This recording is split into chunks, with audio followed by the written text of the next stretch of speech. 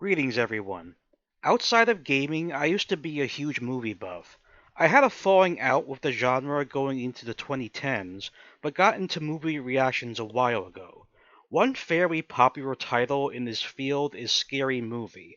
Having seen this in theaters, I'm always intrigued to see people watch this for the first time, and if they know particular things or not, since many elements are parodies of other media. This inspired me to make a presentation going over everything, assembled in one package. This is my first attempt to work on such a massive endeavor, so it may come off as very amateurish. I will be encouraged to do more if this is well received. Regardless, I hope anyone watching will enjoy what I've assembled. The main reason I am going the route without a webcam is that by focusing on making a script to read off of allows me to not flood my commentary via reading pre-made text. I have a hideous habit of speaking awkwardly while gaming, not denying that whatsoever. I also got inspired by watching other content creators who do heavily edited presentations. For my Let's Plays, sure, I don't consider that a priority for what they are, but for something I want to put huge effort in like this, I at least want to give it my all. First thing I'd like to discuss is the cast of Scary Movie. As a film buff of that era, I tend to know more about the stars from their various roles than most people do. The main cast featured are Anna Faris, John Abrahams, Shannon Elizabeth, Regina Hall, Marlon Wayans, Sean Wayans, and Lachlan Monroe. To give more insight, I'm going to mention their characters in Scary Movie and every other movie I have seen them in. This isn't representative of everything they've done, by the way, only things I watched at any point in my life. Since the other features are unrelated to what I'm discussing in this video, only basic details about the plots and the characters will be mentioned. Starting with Anna Faris, she plays Cindy Campbell. Her name is an obvious play on words of actress Neve Campbell and her character of Sidney Prescott in the Scream series. Anna reprised a role in Scary Movie 2, 3, and 4. During a live interview with Andy Cohen, a viewer inquired to Cindy's absence in 5. Anna answered, feeling she was too old to return for, in addition to not being funny enough. Which, given the fifth's hideous reception from fans, perhaps that's the best outcome. As someone who saw all the films in theaters, I can concur. In contrast to the concept of try not to laugh, number 5 is more akin to try to find anything remotely humorous to even slightly chuckle at. Everything in that entry fell flat. Hashtag change my mind. You can't. Getting back on topic, an underrated movie that doesn't get enough attention that Anna starred in was Waiting. She played one of the waitresses. In contrast to Cindy, her character was a lot more confident and didn't take shit from anyone. There was a direct sequel called Still Waiting, although Anna didn't return for that. Not as good in quality, to be honest. Anna had a small part in the triple Oscar-winning film Brokeback Mountain. Goes to show she can be part of a dramatic entry and do a good job in the process.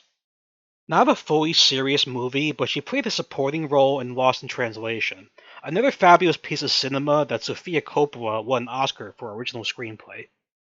Back to crude comedies, Anna was the female lead in The Dictator, an obscure flick starring Sacha Baron Cohen that was actually scripted, unlike Borat and Bruno. Far from a home run, we have Observe and Report, which many dismissed as R-rated Paul Blart. Not very interesting or funny, her character Brandy came off as very unlikable. In the last entry, Anna briefly cameoed during the fake credit sequence of 22 Jump Street, which in all honesty I didn't even recognize her when first watching, having only learned so in research for this video. Next up we have John Abrahams. He plays Bobby in Scary Movie, meant to be a parody of Skeet Ulrich as Billy Loomis from Scream. I only saw him in 2 other films. John had a small role in this action thriller taking place on a passenger jet. While not as groundbreaking compared to Taken, Liam Neeson performed well here, further proving he can still kick ass in his older age. And he was part of the group in the 2005 House of Wax remake. While I never saw the original from 1953 to compare with, this version was pretty entertaining for what it's worth. Shannon Elizabeth was Buffy, a parody of Sarah Michelle Gellar from I Know What You Did Last Summer. Buffy being a direct reference to Gellar as a vampire slayer on the TV series. Shannon had a popular run during the 2000s in various different genres. Unarguably, the most notable would be the exchange student Nadia in American Pie. A cult classic that defined many awkward sex comedies for years afterwards. She didn't have a lot of screen time here, although the impact made was still important. Only amplified by her return in American Pie 2. More of the same shown again. Nadia wasn't featured in the third film American Wedding, although she did come back for American Reunion. Great series overall. It's really nice to see the cast and crew so passionate about it. Further proven by how those involved still want to keep the franchise going. I'm all for that, so we'll see what happens. On a sour note, for me at least, Shannon was in the 13 Ghosts remake. Bad effects and not being scary in the slightest really killed any enjoyment. Only redeeming factor was the set design, yet that's not saying much. Lastly, she starred in Jay and Silent Bob Strike Back. I know she returned for the reboot, although I haven't gotten around to seeing that yet. Regina Hall was Brenda Meeks. Like Anna, she returned for Scary Movies 2, 3, and 4, declining to come back for 5. IMDb claims it was simply opting not to, although no further information is provided. Outside of Scary Movie, I saw her in Law Abiding Citizen.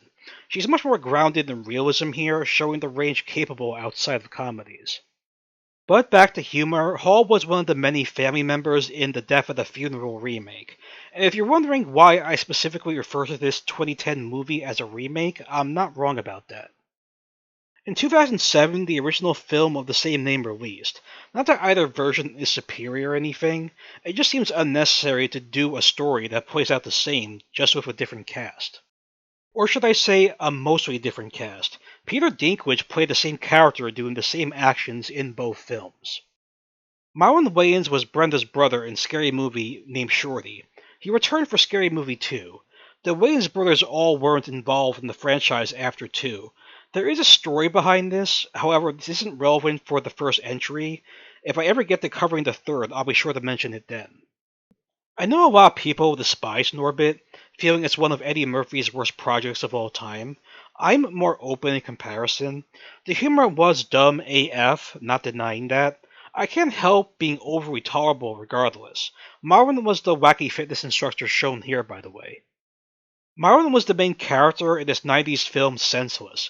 I rented this back in the day. Don't have anything positive to say about anything here. Came off as bland and very uninteresting, not humorous either, unfortunately. Shawn Wayans was Brenda's love interest in Scary Movie 1 and 2. While Shorty is a comical junkie stereotype, Ray seems obsessed with sex over anything else. Unlike with the other cast, I haven't seen any other film that Shawn acted in. Lachlan Monroe played Greg, a take on Ryan Phillippe as Barry from I Know What You Did Last Summer. For whatever reason, he doesn't have a profile picture on Wikipedia. IMDb does have some photos of him in comparison. On a whim, I saw this indie film Pressure that he acted in. And yes, Keir Smith next to him you might know as Carter Horton from Final Destination. It's pretty good as a low-budget entry from director Richard Gale. Oh, if that name sounds familiar, Gale did this viral live-action video a few years ago that's on YouTube. Truly a nutty thing, worth checking out if you haven't already. Monroe was a homicide detective in this mostly unheard-of crime drama chasing ghosts. Like Pressure, not that bad being an independent release. Heads up everyone, with the cast overview done, we are officially entering spoiler territory. I will be going over numerous aspects of Scary Movie. This will include not just photos of my narration, but videos to show the comparisons between the two mediums. I won't be speaking over these portions. That being said,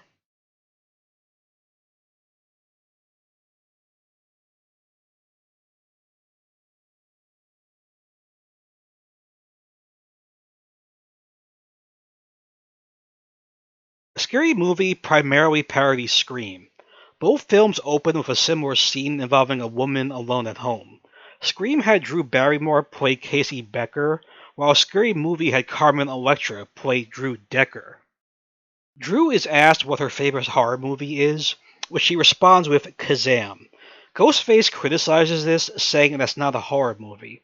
Drew's rebuttal implies Shaq's acting is what makes the film dreadful. I haven't seen Kazaam, nor have any desire to. Based on the small segment I'm including afterwards, my intent remains unchanged. What is it? It's just a scary movie. Do you like scary movies? Mm-hmm. What's your favorite? I don't know. Think. Oh, I know. Kazaam, you know, the one where Shaq plays a genie? That's not a horror movie. Well, you haven't seen Shaq act. Who dare to wake me? Ain't gonna make this a mystery. Don't wanna do time on your wishes 3. Watch it, boy. You don't wanna diss me, or I'll dish out my misery. Now, who's that sorry wannabe that disturbed my Z's?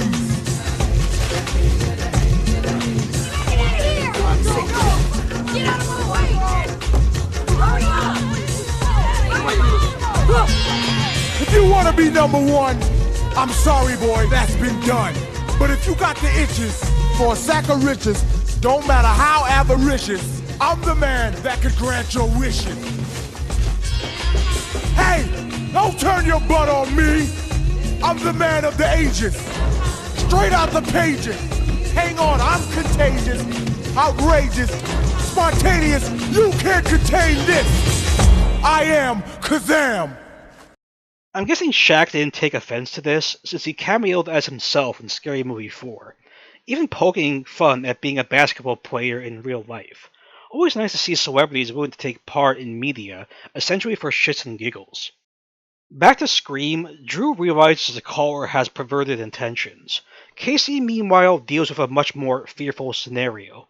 Normally I wouldn't care, but I do have to censor Drew's scene to comply with TOS. Sorry, folks. You never did tell me your name. Why do you want to know my name? 'Cause I want to know who I'm looking at.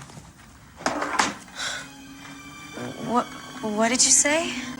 Nice breasts. Look, what do you want? I want to see what your insides look like. Well, then turn to page 54. Oh. Hey, nice. Oh, you got a boyfriend? Why? You want to ask me out on a date? Maybe. Do you have a boyfriend? No. You never told me your name. Why do you want to know my name? I want to know who I'm looking at. What did you say? I want to know who I'm talking to. That's not what you said. What do you think I said? What? Hello? What do you want? To see what your insides look like. In regards to Drew's boyfriend being on the porch in place of Steve with Casey, I've seen some sources think it's the late Oscar-winning singer Prince playing the character. Doing further research, that actually isn't the case. Drew's not boyfriend is meant to appear like Prince as a reference to him and Carmen Electra dating in real life. And yes, his name is literally listed as not Drew's boyfriend in the credits. The Scary Movie Wiki says he's played by Frank Moore. Now, and sure enough, Frank B. Moore does have an IMDb page, and if you scroll down, his one credit is as an actor in Scary Movie as not Drew's boyfriend. However, the Scary Movie listing on Wikipedia actually lists this person, Anthony McKay, as not Drew's boyfriend.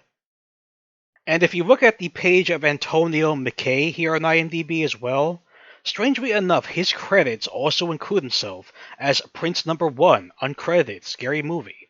So what that's about, I'm not sure. If anyone does know the answer, I'd love to know. Thank you. Listen, asshole. You've had your fun. Now you better stop or else. Or else what? Or else my boyfriend's gonna be here any minute, and he's black and he'll kick your ass. Oh, really? Yeah. You mean the one who wears makeup and dresses like a woman? How'd you know? Turn the porch lights on.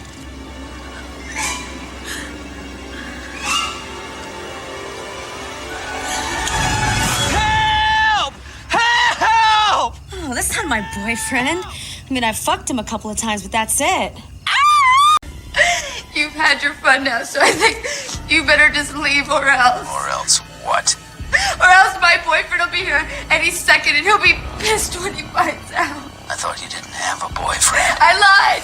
I do have a boyfriend and he'll be here any second, so your ass better be good. Sure. I swear. He's big and he plays football and he'll kick the shit out of you! I'm getting scared. I'm shaking in my boots. wouldn't be. Steve wouldn't. How do you know his name? Turn on the patio lights. Again.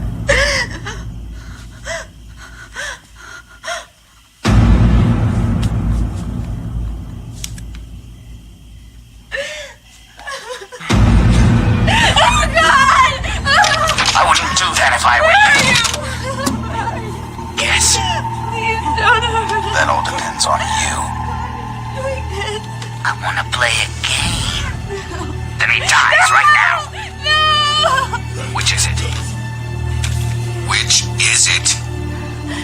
Well, what kind of a game? Turn off the light. You'll see what kind of game. The next scene parodies Casey being stabbed from behind by Ghostface. Drew's interaction is obviously played up for comedic effect, based on where the injury takes place.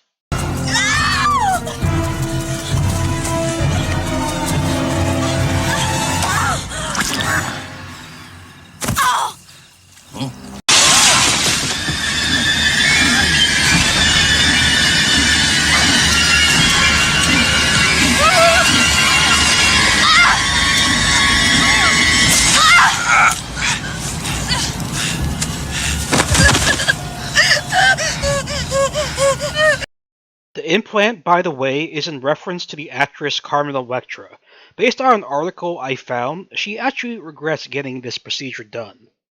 We now get to the bedroom scene. Several things are referenced here. Listen, I gotta leave town for a couple days, okay? No big deal. Just, that new business that I started with those Colombian guys? Oh, you mean Uncle Escobar? Yeah, that's right. Well, there's a problem. Some money went missing, and apparently some legs are gonna get broken. It's just better if I lay low for a couple days. Okay. No. Cindy's father mentioning Colombian guys, to which she name-drops Uncle Escobar, is related to the since-murdered Colombian drug lord Pablo Escobar. A quick comparison. Bobby takes hold of a plush monkey, feeling the need to take this to a perverse level. Go figure. Billy grabs a plush animal and grunts out "close call" after Sydney's father leaves. I will be censoring the first clip just out of an abundance of caution, given the nature of what's being displayed. Is the coast clear? Oh, Cindy, that nightgown. Oh, close call. Bobby mentions having watched The Exorcist and how it reminded him of Cindy. She associates two scenes from that film with her own behavior, to which Bobby discloses the showing was on TV and all the good stuff was taken out. The Exorcist was insanely controversial upon its release, to say the very least. The second scene will also be censored. I was home watching The Exorcist, and it got me thinking about you. If this is about the time I puked green slime and masturbated with a crucifix, it was my first keg party, Bobby. No. It was edited for TV. All the good stuff was cut out. Your mother's in here with his card. Would you like to leave a message? I see that she gets it.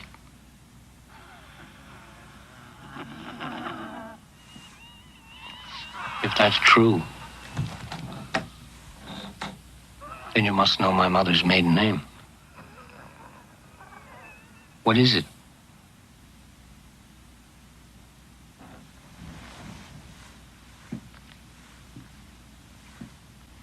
What is it?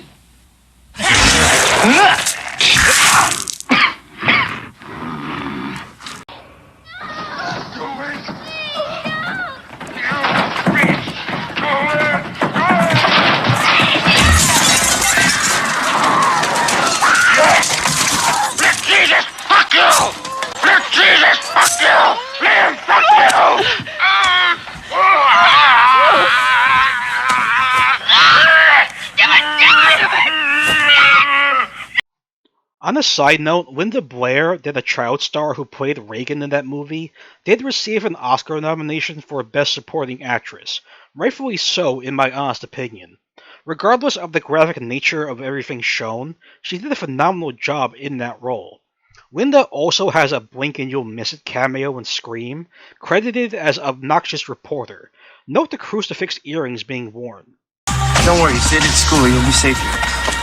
So how does it feel to be almost brutally butchered? Hey, now leave her alone. People want to know. They have a right to know. Leave her alone. feel? Just wants to get an education. A few elements of Dawson's Creek get showcased next. The unnamed character appearing at the window is James Vanderbeek, who played the titular Dawson Leary.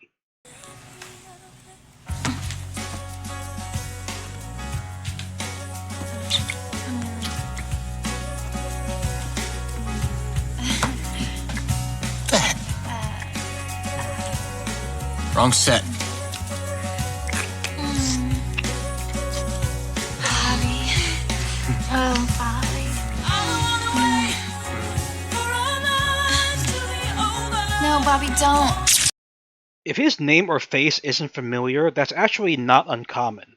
James actually pokes fun at himself while playing himself in Jay and Silent Bob Strike Back regarding the obscurity. At least he could get in on the joke.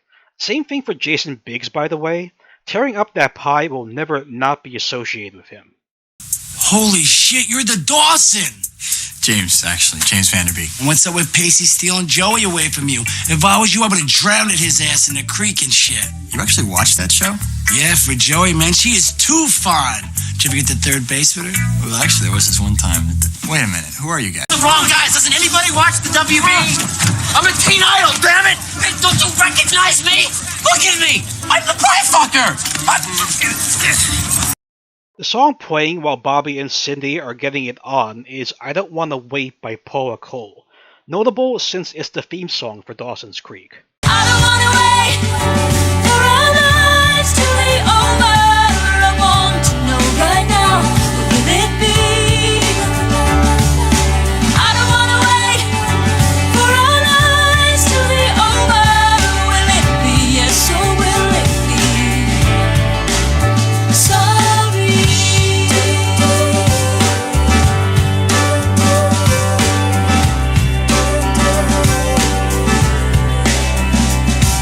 So open up your morning light and say a little prayer for right. You know that if we are to stay alive and see the love that never dies.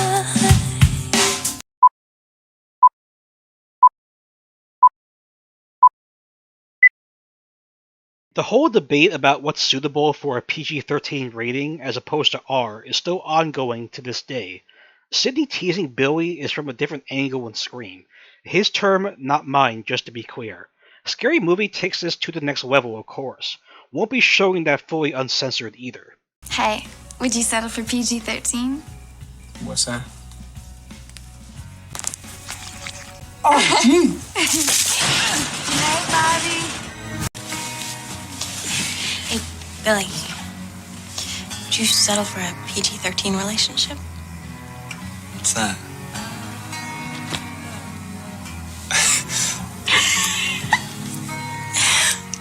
My God. Just a tease. I'm not aware of any specific parody done outside the school. I will point out, if you look at the parking spaces, the titles from right to left go principal, vice principal, then coroner. Yet another subtle visual cue thrown into the background. There are two throwbacks in Scary Movie to this movie Election, which released in 1999. I never even heard of this film prior to researching for this video. The first scene relates to a student named Heather gathering up support for an actual election. While not directly copying the interaction between Matthew Broderick and Reese Witherspoon, the second scene I will be showing later absolutely does. Here, take one, guys. Don't forget Elections Tuesday. Don't forget Elections Tuesday. Hey, Mr. McAllister. Not wasting any time, are you, Tracy? Well, you know what they say about the early bird. Yeah, I do. Good luck there, Tracy. Thanks, Mr. M. Mm-hmm. I'll see you in class. Yep. When Cindy and the group are discussing Drew's death, they're sitting outside by a fountain, reminiscent of Sydney's group talking about Casey. Hey, Bobby. Hey, baby. How you doing? Good. You guys see all the reporters out there? Yeah. Saying that girl Drew Decker got killed last night. No. You like to hunt? Yeah, they did. They ask you? Hunt? Why would they ask you if you like to hunt? Because their bodies were gutted. Thank you, Randy. They didn't ask me if I like to hunt. It's because there's no way a girl could have killed them. That is so sexist. The killer could easily be female. Basic instinct. That was an ice pick.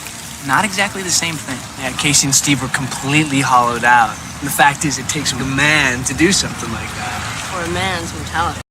The story Cindy mentions about killing that guy deals with I Know What You Did Last Summer. Nothing to do with Scream. While the latter got tons of recognition, the former remains nowhere near the same level. I have seen some reactors not understand this reference whatsoever. I think it's strange that she got killed exactly 1 year after we, killed that guy. Hey, Cindy, that was an accident. Was it, Greg?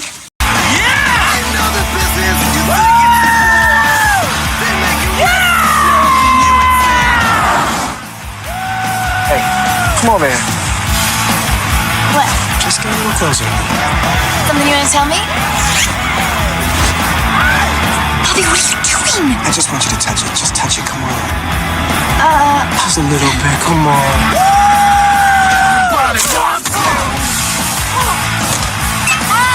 Oh! I see me.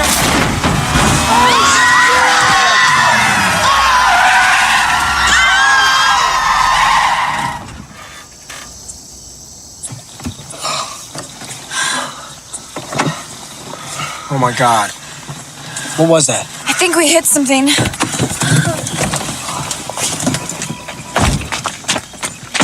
Oh, man! Bobby, look at my car, man. My dad's gonna freak. I didn't see it. It came out of nowhere. Oh my God, we hit a boat! Where's the foot? I don't know. Where the... The body! Oh shit, is he alive? I don't know. Well, check it out! I can't. Shit! God! We have to call the police! No way! I ain't going to jail! We have to! That's a great idea, Ray. What about Brenda? How you think she wants to go to jail? This is manslaughter, okay? We're all gonna fry for this. We're looking at 10 to 15 years. Shut up, Bobby! Alcohol! It's okay, I'm fine. So much trouble, you guys. It's fine. Don't blame that shit on me, Ray. Look, we'll get rid of the body. Unnecessary. Now you're thinking. All right, we'll dump him in the ocean. Not the ocean, the pier. Guess I'll be leaving now. Yeah, that's a great idea. I won't have anything to do with this. Shut up! Cindy, come on. We'll just pretend it never happened. You know, like the time we got drunk and we went down on each other? Oh my God, someone's coming. Oh shit, it's Shorty. Brenda, take care of him. Hey, yo, can I help you? Yo, what's up, Ray? Yo, son, y'all need jumper cables? Nah, we're cool. Hey, look. On 3, we dump him over the ledge, all right? Wait. Shouldn't we at least check his wallet? For what? Well, shit, he might have some money. We already committed murder. We might as well rob his ass. All right, let's get him in the water. I don't think I can, Greg. It's not too late. Shut up, okay? Christ already, I'll do it. Come on, let's get him in the water. Okay? 1, 2, 3.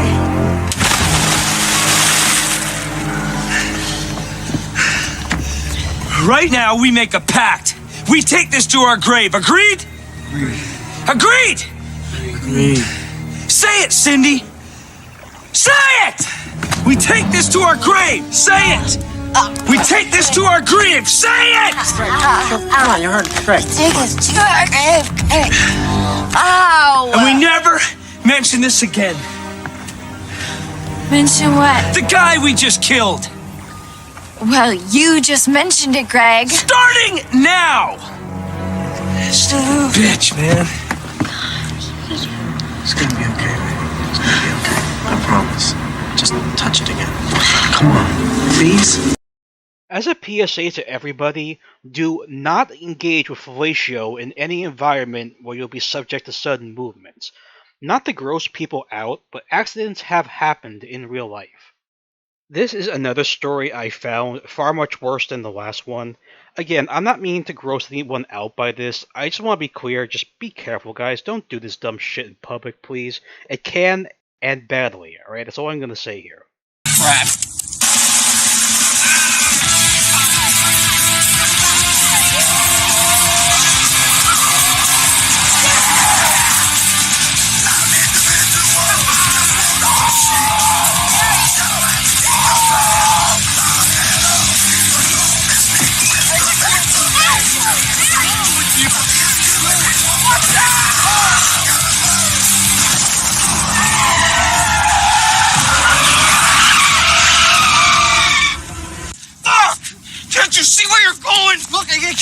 I didn't see it. Dog couldn't have done that. Yeah, well, a fucking deer could. Look, you dropped your bottle. I was just trying to... My dad's gonna freak my Barry, ass. it's an accident. Leave him alone. Oh, my God.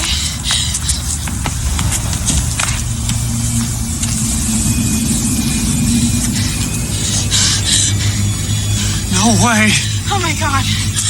What I thought. I didn't see it. No, there's no way. I couldn't see it. Look, I swear. Is he dead? I don't know. Check his pulse. No way. You're the one who rammed it. Just do it. I think he's dead. Shit! We've got to call the police and get an ambulance out here. Hey, what's your hurry? Guy's dead. You're not a doctor. You don't make that decision.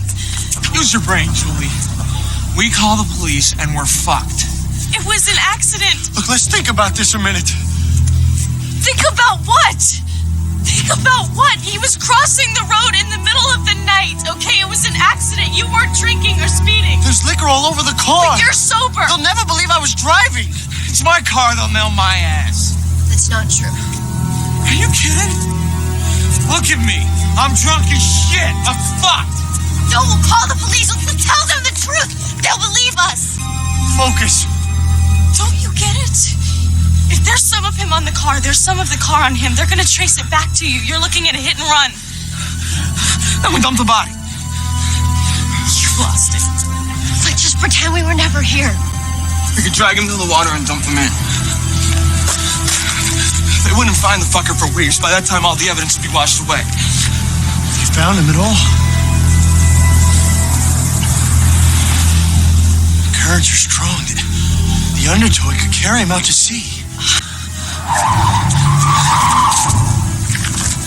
Look. What do we do? Help.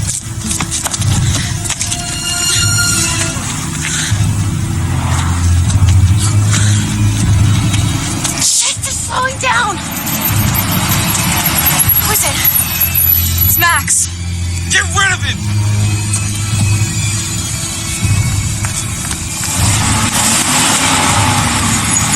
Julie, what, you got car trouble? Actually, it's Barry. He's had way too much to drink, and we're trying to keep the upchuck out of the new car. Well, it doesn't look so new anymore. Yeah, don't drink and drive. Daddy's gonna be mad. What can I do for you, Max? You can wipe that my shit don't stink grin off your face. Okay, Max. Will do. Have a good night.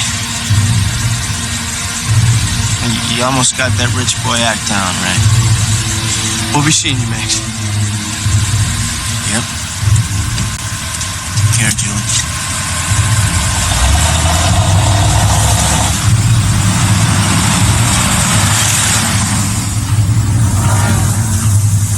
Even if his body washes ashore in the next couple of weeks, he'll be eaten by crabs and small fish. Maybe we'll get lucky with a shark. Take him to the side.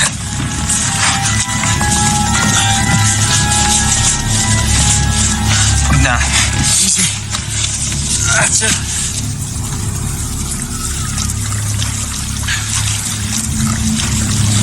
Let's do it. Wait. What? Should we check his wallet and see who he is? Why? I don't know, okay? Just to know. I don't want to know. Let's just pretend he's some escaped lunatic with a hook for a hand and we're doing everybody a favor. Ray, help me. I don't think I can, Barry. Shit! We agreed! God, come on, Barry. It's not too late. You! Shut up! Just shut up! Christ already, I'll do it. We make a pact. Right here and now we take this to our grave. Agreed. Julie? Don't you nod your head, you fucking say it! Yeah, okay. We take this to our grave! Let me hear it! Let it go, Barry! You fucking say it. Okay, Barry, we take this to the grave.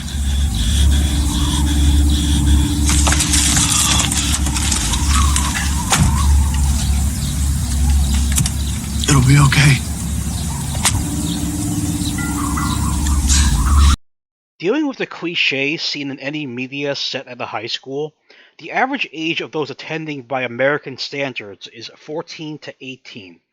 Yet we see time and time again actors and actresses who are past that point being hired in these roles. I am glad those shown are self-aware about this. You have to move on, Cindy. That's all behind us now. Exactly. It's a coincidence. Greg's right, Cindy. I mean, what do you think, we're in a horror movie? Yeah, you guys are right. I mean, if we were, they'd probably cast some dingbat like Jennifer Love Huge Tits to play me. Yeah, they cast people in their late 20s, early 30s to play us. Digging further, no pun intended, look at the cast here. The numbers in black are related to their age from the year born to when Scary Movie released in the year 2000. I also assembled the main cast of Scream from their birth years to when the film came out in 1996. More of the same platitude. Next up in Scary Movie, we see the first on-screen interaction between Gale and Doofy. This is a side-by-side comparison to both Gales and the actresses playing them. And the two actors from Scary Movie and Scream, both named David in real life coincidentally. Hailstorm. Field reporter, Hard Story? Special Officer Doofy. Oh, hi, Doofy. Doofy, listen, is there a problem on campus? No comment. Okay. No comment. Okay. You know, you look awfully young to be a police officer. You know, I'm 25 and a half years old. Ooh. Yeah, that's just Manny. So big. Yeah, he's big. Well, you don't look a day over 12. Yeah. Except for the big head and glazed over look in your eyes. Hi, Gail Weathers, field correspondent, top story. I know who you are, Miss Weathers. How's the eye? It's productive. Is there a problem on campus? No, everything's under control. Well, of course, you're here. You're not supposed to be here. I know. I should be in New York covering the Sharon Stone stalker, but who knew? You look awfully young to be a police officer. I'm 25 years old. You know, in a demographic study, I proved to be most popular amongst males 11 to 24. I guess I just missed you. Of course, you don't look a day over 12, except in that upper torso area. Does the force require you to work out? No, ma'am. Because of my boyish good looks, muscle mass has increased my acceptance as a serious police officer. Hard to look back on Gale Hailstorm making the creepy age comment, believing it was an original idea for dark humor purposes, but no. It was in fact part of Scream, albeit not in the same context, yet still. In Cindy's classroom, numerous things from various sources are referenced here. Christopher Masterson was mostly known at the time for playing the eldest brother Francis on Malcolm in the Middle. Never a huge fan of that show myself, although that doesn't change it was a successful hit. The theme song Boss of Me by They Might Be Giants was so iconic. Yes, no, maybe. Masterson also played Buddy in Scary Movie 2. Here's an image from that entry. I'm bringing him up here though, since he does appear in Scary Movie 1 as well. It's something I never noticed until doing research for this video.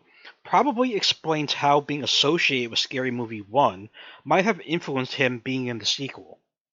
Back with Election, Heather's exaggerated eagerness in raising her hand, and the teacher not being remotely interested, is clearly inspired from this film. Post Ferris Bueller, it's weird to see Broderick back in the school setting, but as the jerk here. I know they're not related, although the direct contrast is still notable, at least to me. Okay, class. Who would like to give their oral presentation first? Anybody? Anybody else? Okay, Heather. So is this a moral situation or an ethical situation? What's the difference between morals and ethics anyway? Anybody? Derek. Yeah, ethics is like when you do what society tells you is right to do. And morals? Yeah, you're on the right track. Can anybody help him out? Michelle. Morals are like lessons, like the moral of a story. It's what you learn from a story or a fable or something. Or a life experience, good. And ethics? Ethics is how you use the morals that you learn from the story. Yeah, okay, but I think we're missing something key here. What are we missing?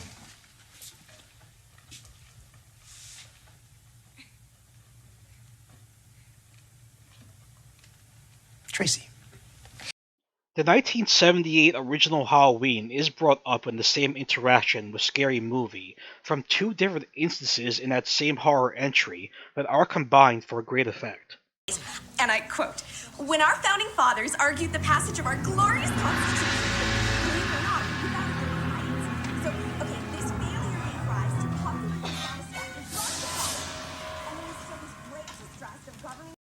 And to anyone wondering why Parody Ghostface is holding a hook as opposed to a knife, it's another callback to Ben Willis's preferred weapon in I Know What You Did Last Summer. Action Collins took, he was destined to his own fate, his own day of reckoning with himself.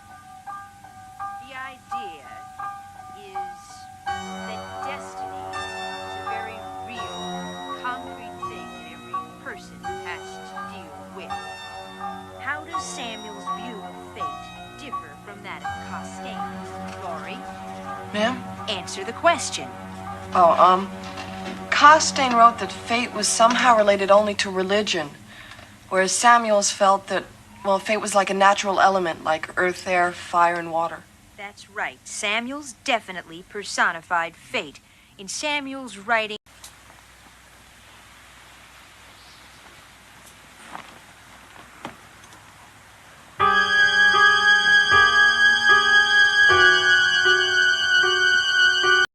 Speaking of which, the note that magically teleports on Cindy's desk comes up next, made more inconceivable when a second paper pops in to point out her utter stupidity in mistaking implied fellatio with a hot dog for offing the guy they hit on the road.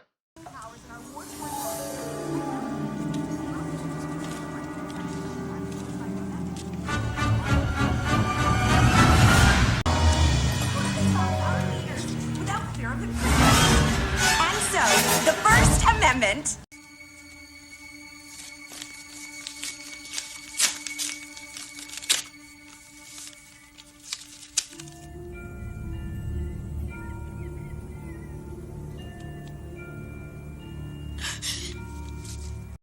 The principal of the high school's name is shown as Mr. Squiggy, and you'll also notice memorabilia of something called Shots Beer hung on the wall.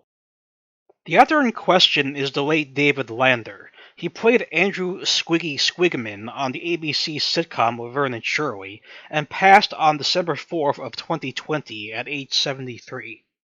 Laverne and Shirley was a series that ran for 8 seasons, and a spin-off of Happy Days which lasted 11 seasons. While I am familiar with retro television, even before my time, either show I never really got into. If anything, people only know Happy Days as something Oscar-winning film director and producer Ron Howard acted on. I know I'm going off on a tangent. Rest assured there is a reason. This is an image of Fonzie, aka the Fonz, also from Happy Days, played by Henry Winkler. So what is my main point in bringing up Henry Winkler? He was principal at Himbry in Scream. He was reportedly uncredited because the producers did not want to detract any attention from the younger, lesser-known actors, the exact wording from what I read. Also can't help but notice Himbry touching Sidney is quite awkward. Even the older sheriff gives him a concerned look in that scene. Oh. Who's next? Cindy Camber. Isn't she the daughter of, what do you know? Oh, yeah, you know Mrs. Mrs. Yeah, the one and only. The one and only. Hello, Cindy. Hi, Principal Squigman. Thanks, Doofy. It's Special Officer Doofy today, Singe. Who's up next? Sydney Prescott. She was daughter of, Sydney. Thank you. Hi, Sydney. Sheriff Burke, Dewey. That's Deputy Riley today, Sid. How is everything? Good. And your dad? How's he doing? We're fine. Thanks. We're going to keep this very brief, Sydney. The police just want to ask you a few questions. You okay? In the showers, Scary Movie has Greg parody Barry while working out in a similar fashion, replacing the car to pointing out Greg's lack of size in a certain region. Maybe that's why he acts so full of rage constantly. Who knows?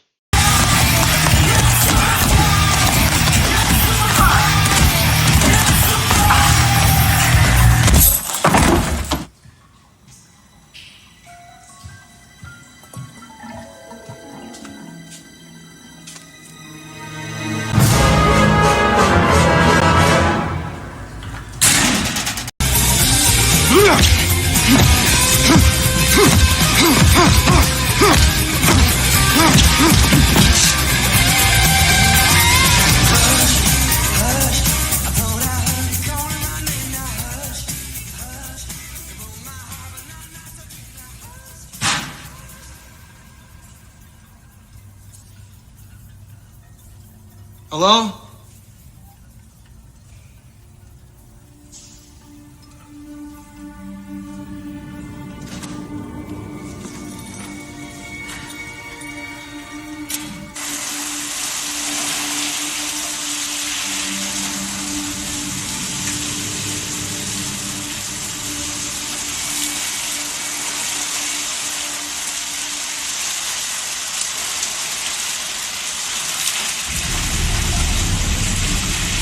Hello?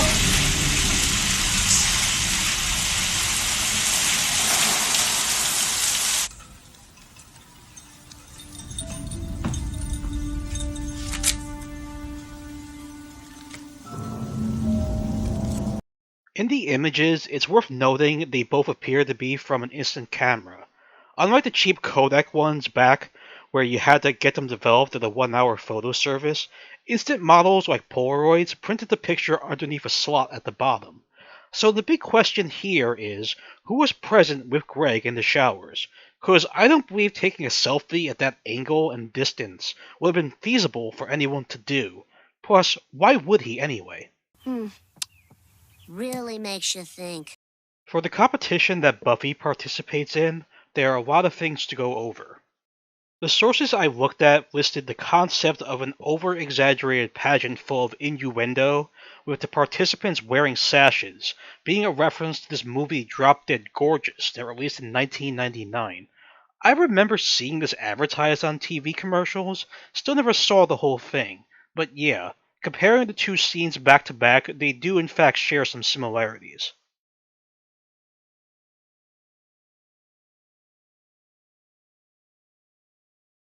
Princess Pageant. And now, a few words from last year's host, Mr. Adam West. The American Teen Princess Pageant has been enriching the lives of American-made girls since 1945. The American Teen Princess Pageant provides personal growth, scholarship, travel, and you might even meet a few celebrities.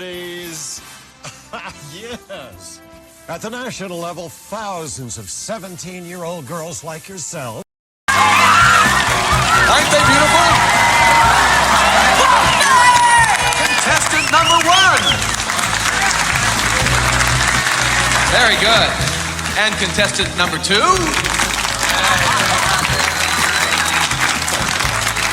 Very good. And contestant number 3. If you think Adam West being in such an odd role post-TV Batman series is cringe, I have something much weirder to share. The Adventures of Pete and Pete was one of the most out-of-place shows airing on Nickelodeon during the 90s. Not that it was bad, it was just weird, right? West acted as the antagonist principal, Kent Schwinger. I will share a short clip. Apologies for the horrendous resolution, this was how shitty things looked back then. It's him. What's the charge? Mr. Wrigley, it is my pleasure to place you under immediate and extended suspension for plotting to disrupt a school function. You got nothing on me. I didn't. That's true. But then, a little birdie began to sing.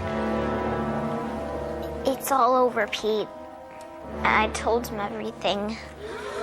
Why? You broke your word. You pranked me. And now I'm pranking you. Pretty good, huh? Oh, this is so good. Mona! You traitor! They were counting on us! This isn't happening. Somebody slapped me. Ow. You're not a traitor, young lady. You're a hero. To your school, to your country, to good hygiene. If you're all, what the actual fuck did I just watch? I need some goddamn context. Well, I did warn it was quite bizarre. The basis for this episode is Little Pete Wrigley was planning to humiliate Schwinger in an upcoming play, to which his female friend in the cast, Noah F. Mecklenburg, turned him in. Yes, those are the actual characters' names, JSYK. I will add on another brief section to further add to the WTF factor. Hey everybody, it's me, Johnny Earwax, and I'd like you to meet my special friend, Mr. Ear. Say hello to Mr. Ear. Hello, Mr. Ear.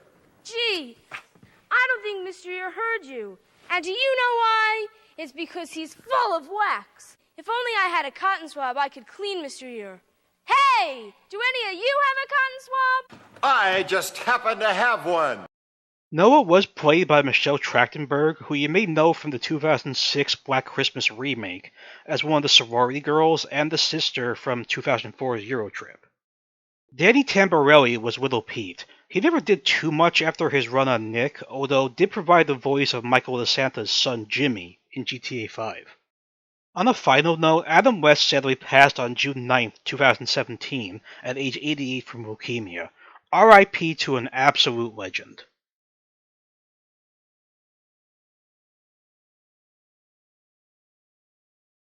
Looking at the backdrop on stage, you can see a ship sinking at a 45-degree angle with an iceberg nearby, an obvious throwback to James Cameron's 1997 Titanic. Surprisingly enough, I didn't see this mentioned in any of the sources found for making this video.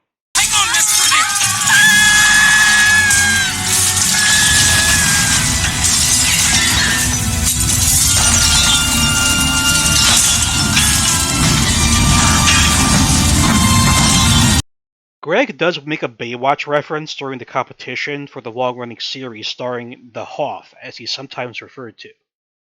Not the Baywatch movie with Dwayne Johnson, as that didn't come out for another 17 years. Although given the implication about women running in swimwear accompanying the hand gestures Greg is making, need I go further? Nah, don't feel that's necessary, right? Let's just move on. When Buffy prepares to do a dramatic reading, it's a double combo from two different films.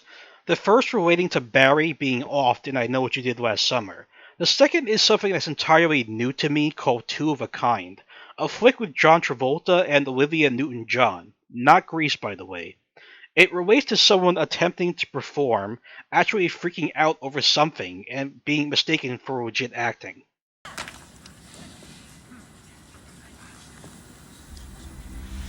Go, Greg! Look behind you! You damn it! You killer! Oh my God! Somebody do something! Somebody do something! He's killing you! He's killing you! Must be an original beast. He's killing you! Oh, She's good. She's good. what's wrong with you people?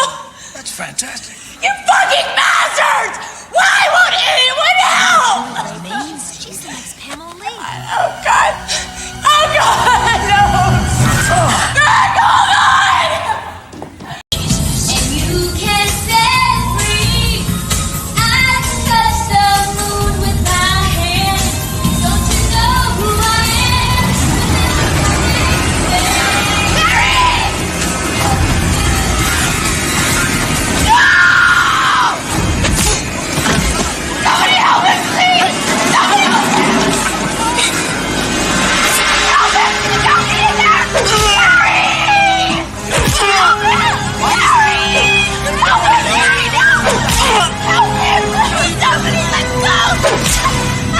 Excuse me. Stop it! Listen to me! He's got it! Look! Hey!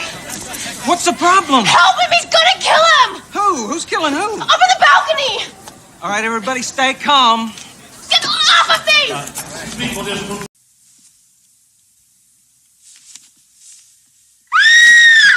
That's it! Baby, come on! All right, now just see it. See him! It's real now. Just keep seeing it. It's right there! That's it. That's right. Keep telling me. That's right. Now, that's right. Now really see it. Now tell him what you're really feeling. That's terrific. No, he's right there! Come on. Somebody help me! That's right. Scream for help. Come on. Come Call on. the police! No! Now just let go. Just let the feeling go. Just let the feeling go. Just let the feeling. Let your body go. That's right. Just let the body go. Let your In Cindy's home, the conflict between her and Ghostface play out somewhat similar and yet also not at the same time.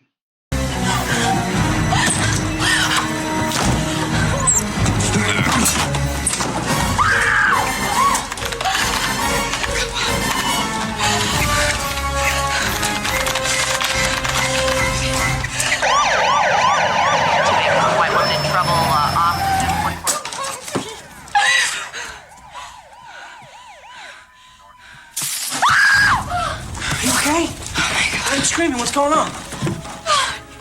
He's here! The killer was here, Bob! It's okay.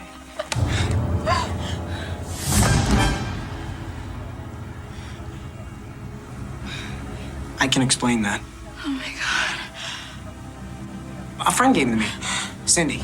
Cindy. Cindy! Cindy!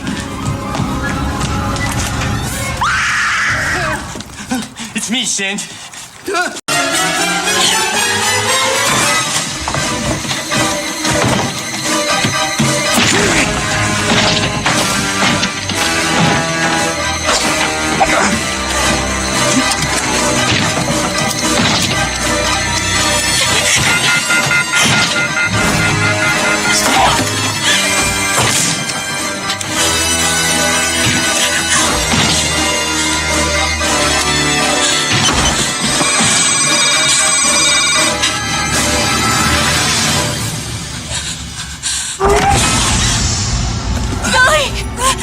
Door's locked. I heard screaming. You all right? The killer's here. He's in the house. No, he's in the house. He's gonna kill him. He's gone. He's gone. It's all right.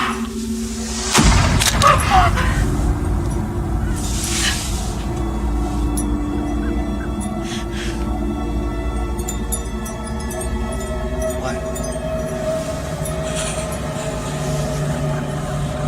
Said what? Whoa, wait!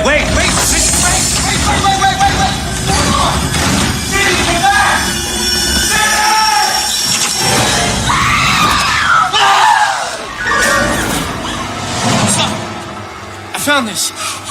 Come on! An error I noticed is when Cindy runs up the stairs, she exits on the 3rd floor before reaching her bedroom. But after fleeing from Bobby, she's suddenly on the 2nd floor landing, probably done to lessen the time to reach the front door. Still a mistake within the structural setup of the home, though.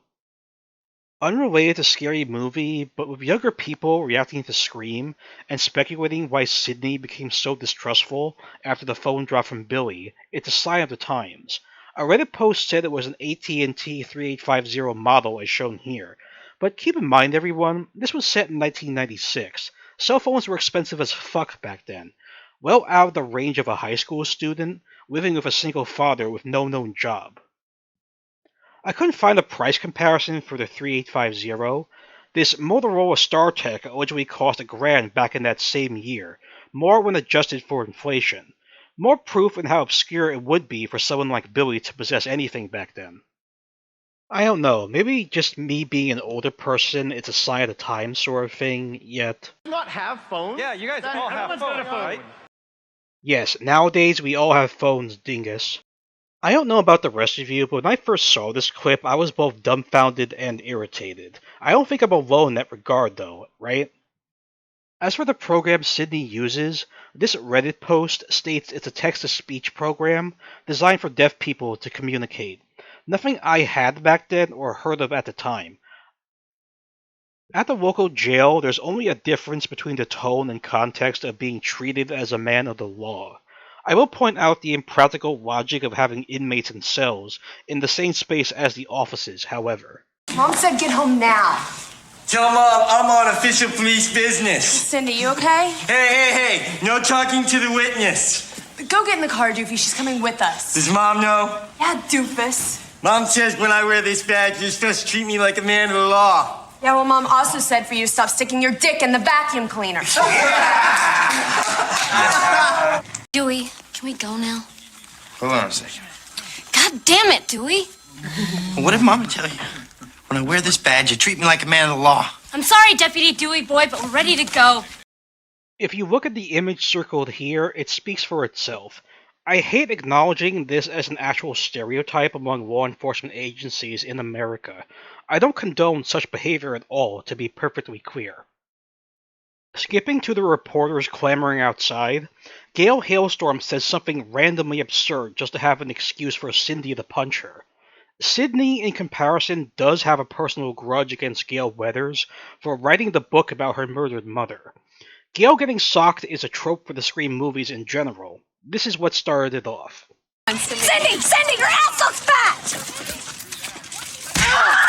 Bitch! Yeah, shy. Come on. All right. So, how's the book? Well, it'll be out later this year. Oh. I'll look for it. I'll send you a copy.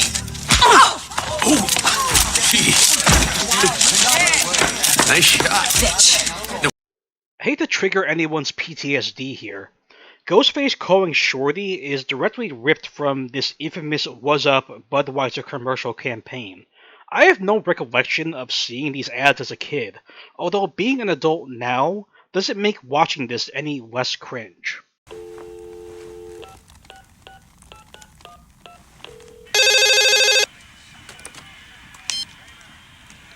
Yo. Hello, Shorty. What are you doing? Nothing. Sitting here watching the game, smoking some bud. Are you all alone? What's up? What's up? What the? Who's that? Yo, pick up the phone. What's up? What's up? Yo, Duque, pick up the phone. Yo. What's up?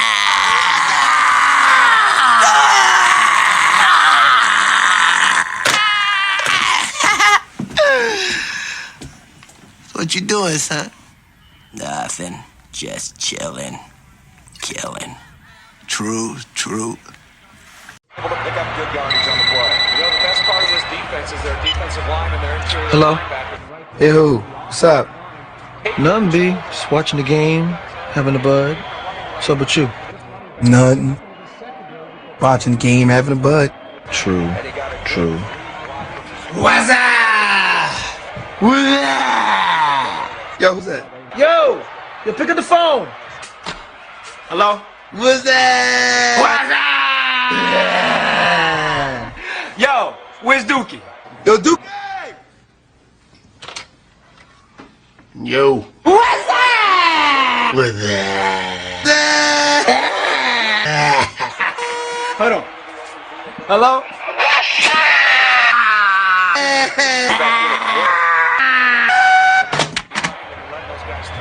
So what's up, B? Watching the game, having a bud. True. Cindy spending the night at the Gilmore residence and getting a call from the killer is up next. Cindy, telephone. Thank you. Hello? Hello, Cindy. Guess what? No. You got the wrong guy. No. Yep, Doofy? it's not Bobby. No. Who is this? Doofy?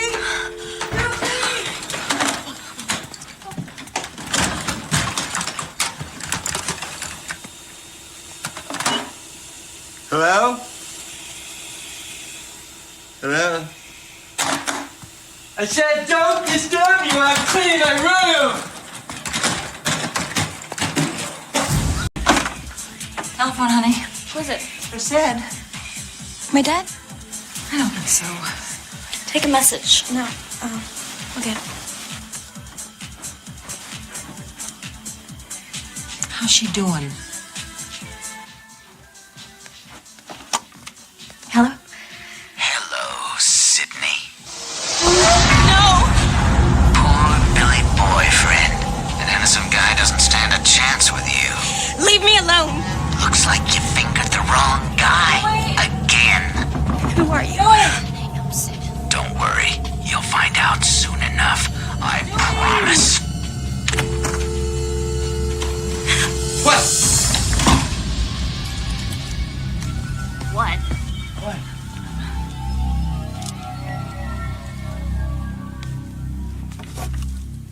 Hello.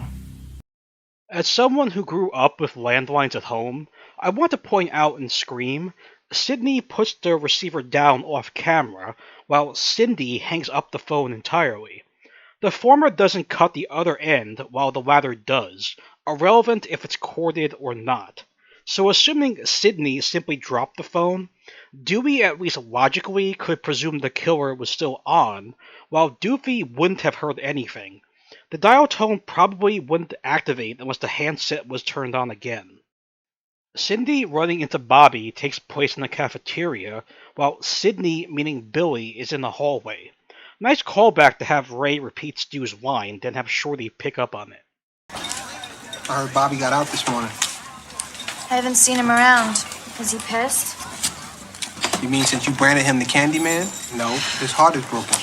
Yo, son, it's like I seen this all before. They had a killer at your old high school, Shorty? Nah, it was in this movie Scream. Same dialogue and everything. This is ill. Seen Billy around. Is he really pissed? Oh, you mean after you branded him the Candyman? No, his heart's broken. Ow. Stu! Jesus! It's okay, it's all right. It's just me, man. Well, you don't still think it's me, do you? No, it's just that somebody did try to kill me. Yeah, and the police said I scared him away. I know. He called me last night. Yeah, so you see, it could have been me. I was in jail last night, remember? You're the best. I'm sorry. Please understand. Understand what? That my girlfriend rather call me a killer than touch me? That's not true, Then Bobby. what is it? What is it? She's gone and she's not coming back. It's been over a year, Cindy. But Ginger was such an important part of the Spice Girls. You gotta move on, baby. I'm sorry if my complicated life is an inconvenience to your perfect existence. Cindy. Cindy. John. Oh, Jesus, shit. It's just me. Whoa. You still think it's me? No, I don't. It's just somebody was there. Hey, Christy, wait Billy, up. someone tried to kill me. I know. The cops said I scared him away. You know, it wasn't me, Sid. I know. He called me again last night at Tatum's You house. see? Couldn't have been me. I was in jail. Remember? I'm so sorry. Please understand. Understand what? And I have a girlfriend who would rather accuse me of being a psychopathic killer than touch me? You know that's not true. Then what is it? What is it? Billy, I was attacked and nearly filleted last night. I mean, between us. You haven't been the same since your mother died. Is your brain leaking? My mom was killed. I can't believe you're bringing this up. I know, it's been a year. Tomorrow. 1 year tomorrow. I know, I think it's time you got over that. I mean, when my mom left my dad, I accepted it. It's the way it is. She's not coming back. Your parents split up. This is not the same thing. Your mom left town. She's not lying in a coffin somewhere. Okay, I'm sorry. It's a bad analogy. But it's just that I want my girlfriend back. Sid. I am sorry if my traumatized life is an inconvenience to you and your perfect existence. What? Nobody said that. Sid! Stupid. I know the resolution is subpar here. The left circle shows the menu listed as same old shit, and the right circle highlights more same old shit. Another random bit is this sign saying bake sale was a bust at Yeast We Tried. Very punny. While I never got into Spice Girls music, Cindy wasn't lying about Jerry Halliwell, aka Ginger, leaving the group. This happened in 1998, so Bobby stating it was over a year ago is also accurate based on the film releasing in 2000. Yeah, another thing I don't like acknowledging in terms of real life representation is the gym teacher Ms. Mann having an SS uniform in their office. A quick thing that can pass over many watching is when Buffy is in the locker area, you hear an unknown voice whisper Red Rum, a callback to Danny in The Shining. I upped the volume through editing to make it more apparent.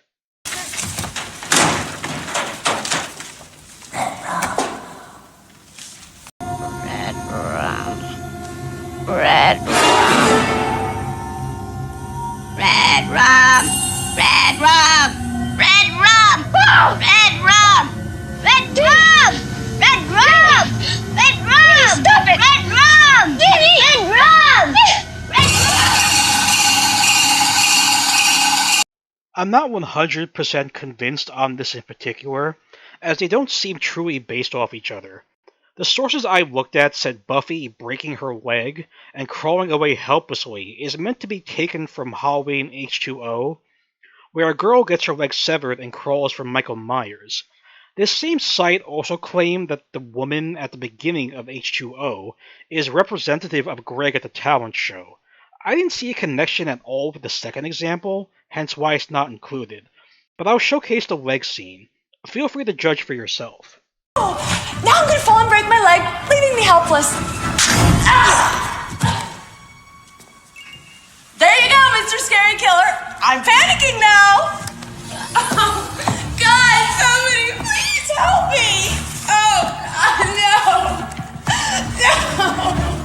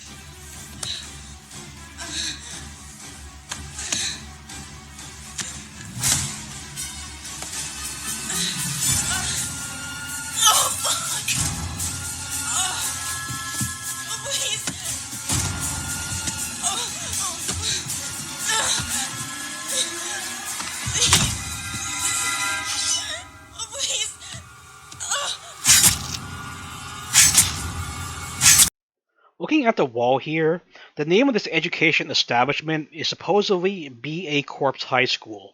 Well, at least they're honest. The infamous "What are you waiting for, huh?" yell comes into play. Cindy puts horrendous effort into sounding convincing, which ends up having an unintended effect with the teacher on the roof. In all fairness, Julie wasn't much more believable in her tone anyway. He's not the killer, so who is? I don't know. Well, if the killer was in your house last night, why didn't he just kill you then? Because he's just messing with us. Don't you see? He's got us right where he wants us. We can't go to the police. He's just out there watching us and waiting for us. What are you waiting for, huh? What are you waiting for? What are you waiting for? What am I waiting for? What am I waiting for? What are you waiting for? Fuck you! Oh my God! Don't you see? He's got us now. Okay, this is exactly what he wants. We can't go to the police, not now. He's made sure of that. He's just out there and he's watching us and waiting. What are you waiting for, huh? What are you waiting for? Another webpage made mention of how Heather in a car in the woods, as her boyfriend went to investigate a noise and hadn't returned, is in reference to urban legend. I saw this back in the day along with the sequel. The circumstances aren't much different when compared, so like with H2O, I'm not sold on it being directly influenced. Still, here are the two scenes. We're at Lover's Lookout. It's dark, it's in the middle of nowhere, and it's where hormone-driven teens love to come and fool around. So very likely, we're about to see someone get killed. Okay, sure enough, there's a girl in that car, blouse unbuttoned, all alone. Let's see if she'll have a word with us. Hi, Gail Hailstorm, author of the new book, You're Next. Oh, yeah. Can you tell us your name? Well, my name's Heather. Heather, can you tell us what you're doing out here all alone? Well, yeah, sure. My boyfriend and I were just, like, making out, and then we heard a noise out there, so he went to go check it, but... Well, that was like 10 minutes ago or so. Yeah. Heather, has it crossed your little mind that your boyfriend was probably murdered and you're about to be slaughtered next? Really? No way! Heather, good luck! Nice try, Damon. That was a fairly good impersonation of a human being. I understand. You're afraid. But you don't have to be afraid anymore, Natalie. You don't have to be afraid to love. Start the car right now. Okay, that hurt. You know, I'm just trying to help you out here. You don't have to act like such a bitch. Oh, it's not an act, believe me. You sure you don't want to think this over, because I'm all about healing, Natalie. One black eye or two, Damon. You decide. All right, fine. I want to take a piss. I'll be right back. Pig.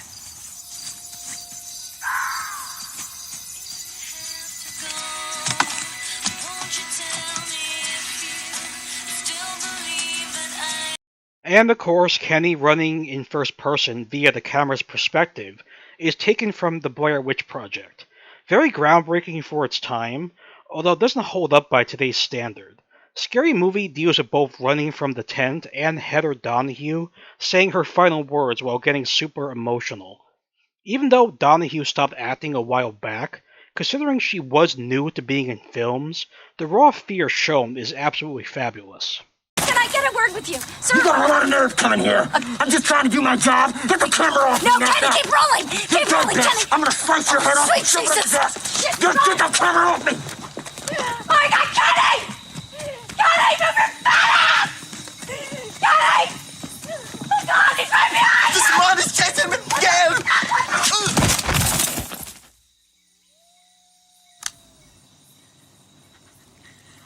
I'm so scared right now. I just want to say to the family of my cameraman, Kenny, I am so sorry. This was my interview. My story. It's all my fault. In case anyone's wondering what Heather saw while running, it was a crew member specifically put there to freak her out. The Blair Witch Project had no script, keep in mind. Everything was more or less set up in a basic manner, then left for the three cast members to behave however. Heather's nose running was apparently a natural thing that just occurred while acting in such a hopeless demeanor. Go, fucking go! Oh, God! God! Hurry up! I'm coming. My boots aren't laced. Oh my God! What the fuck is that? What the fuck is that?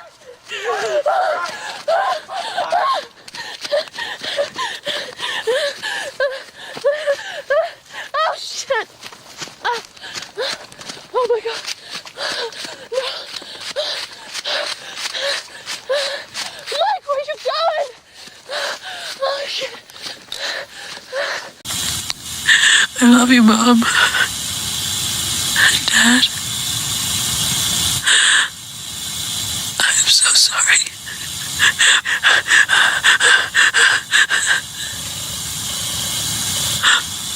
What is that?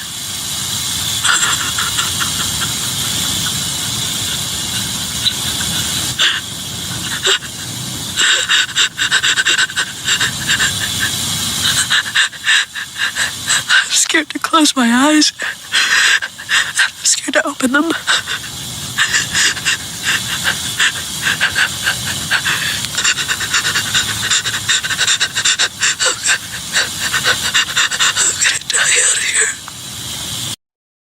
Witch was made for a rather small amount of money, yet garnered huge financial success. It paved the way for more found footage and shaky cam entries to follow. Looking at Cloverfield, it shows how a bigger budget can allow for a more enhanced technical experience overall.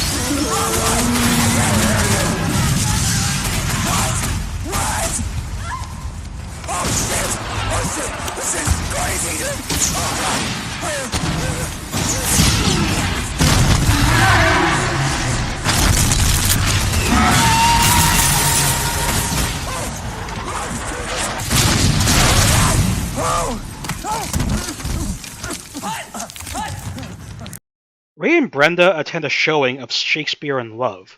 I'm not aware of any specific parody of that film within Scary Movie itself. I still haven't gotten around to seeing that. All I generally hear from cinema buffs is how it robbed Best Picture from Saving Private Ryan. Having first watched SPR in theaters, I obviously can't be a fair judge on that. The fake trailer that plays deals with Titanic, in a much more deliberate way as opposed to the backdrop on the stage from before. Normally when you'd see a rating guideline screen cap before the trailer shows, we see this instead. Another nice detail to something that isn't relevant at all. And in case you're wondering, the man standing at the bow is the director of Scary Movie, Keenan Ivory Wayans. The largest ship the world had ever known. Its 400 passengers and crew on a maiden voyage to a brave new world. A journey that would change their lives forever.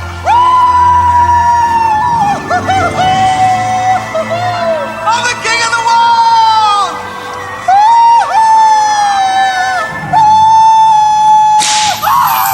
Amistad 2. Back down there, boy! I'm the king of the world!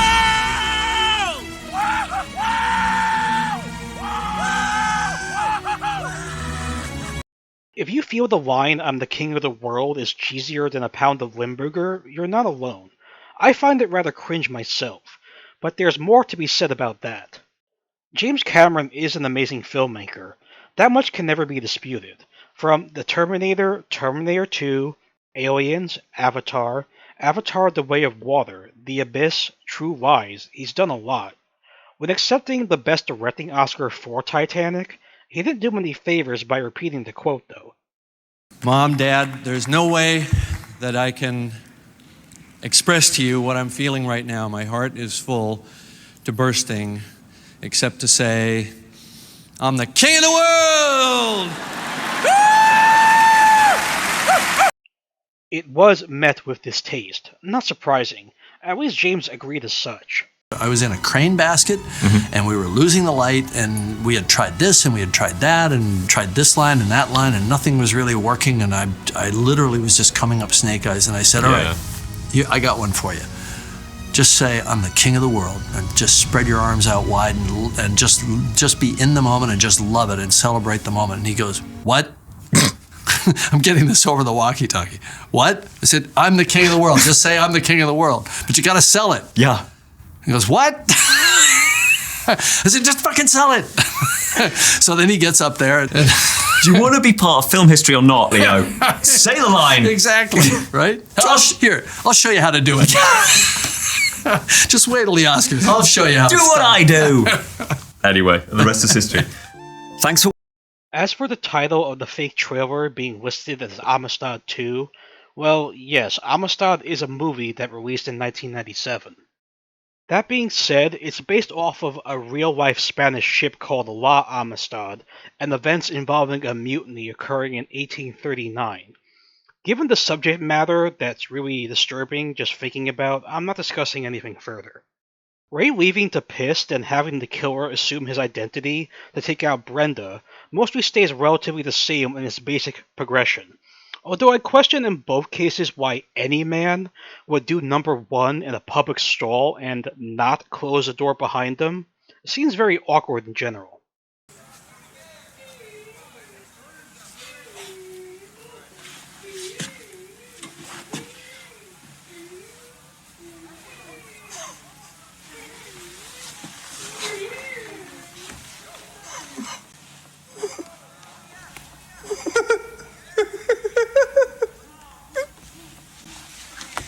Hey, who was that? Go ahead, do it again, do it again.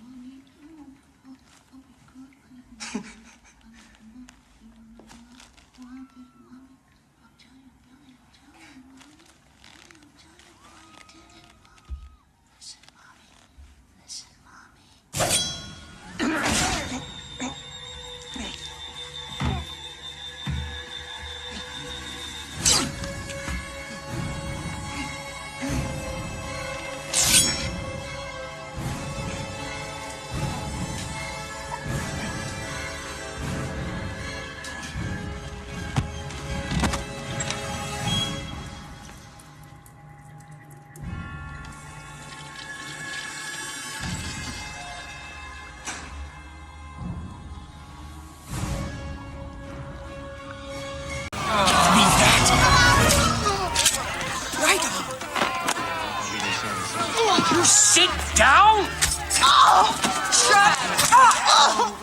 Your ass is grass! This is for Selma! Please! This is for talking!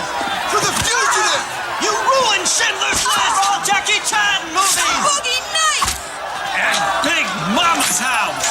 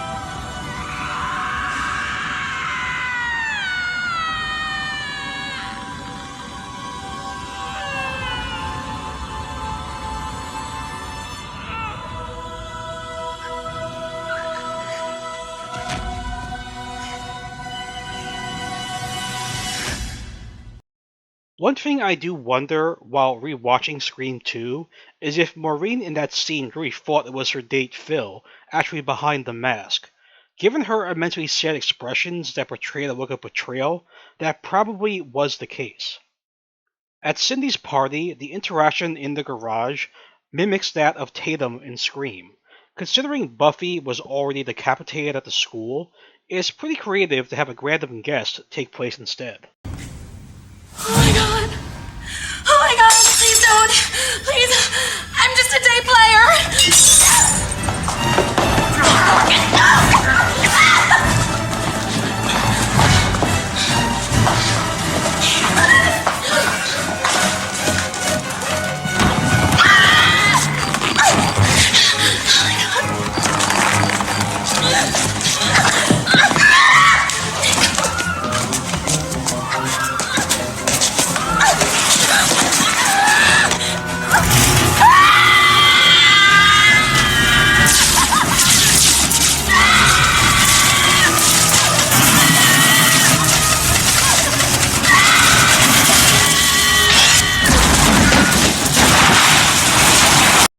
This is only made more apparent when the woman breaks the fourth wall by insisting she's just a day player, the definition as shown here.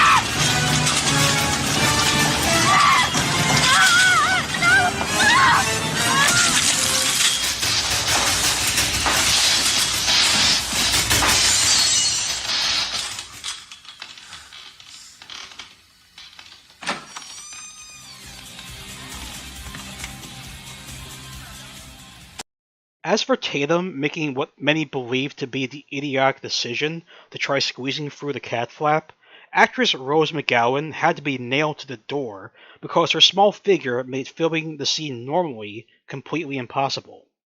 Cindy and Bobby, in contrast to Sydney and Billy, copied the idea of just being a movie, although another creative fourth wall break in the former drive that point even further.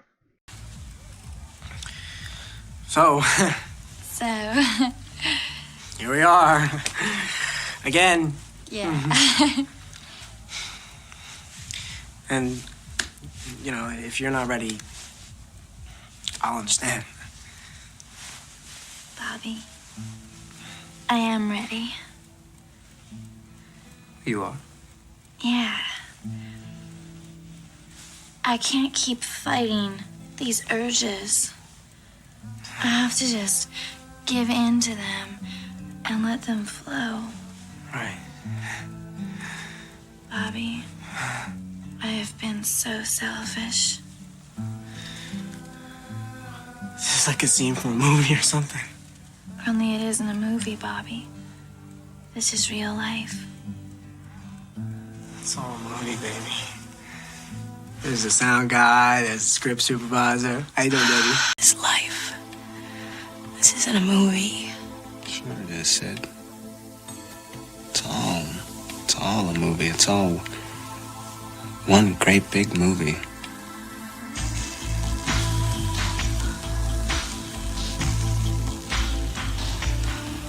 You can't pick your genre.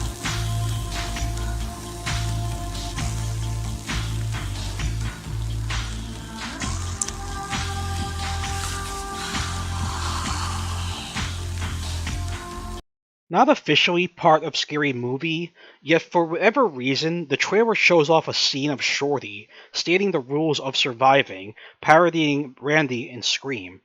I read this was filmed, then cut from the final version. I can only assume it took place in the timeline before Shorty got high in the fish tank room. There are certain rules to follow in order to survive a horror movie. Rule number 1. Don't answer the phone. Don't you know the rules? What rules? You don't... Jesus Christ, you don't know the rules? Have an aneurysm, why don't you? There are certain rules that one must abide by in order to successfully survive a horror movie. For instance, number 1, you can never have sex. No!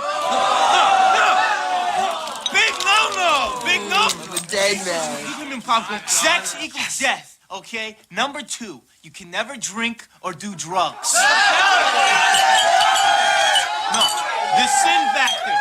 It's a sin. It's an extension of number 1. And number 3, never, ever, ever, under any circumstances, say, I'll be right back. Because you won't be back. I'm getting another beer. You want one?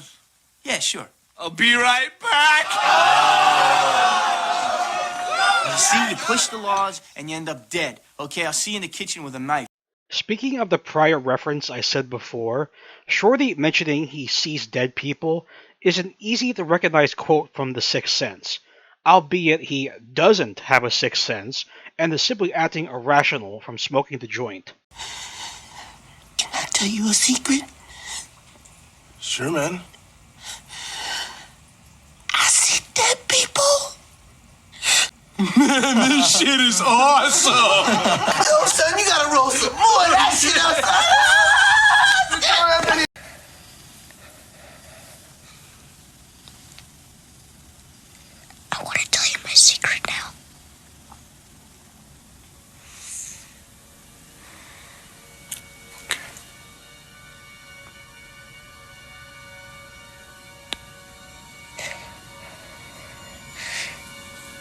see dead people. In your dreams? While you're awake?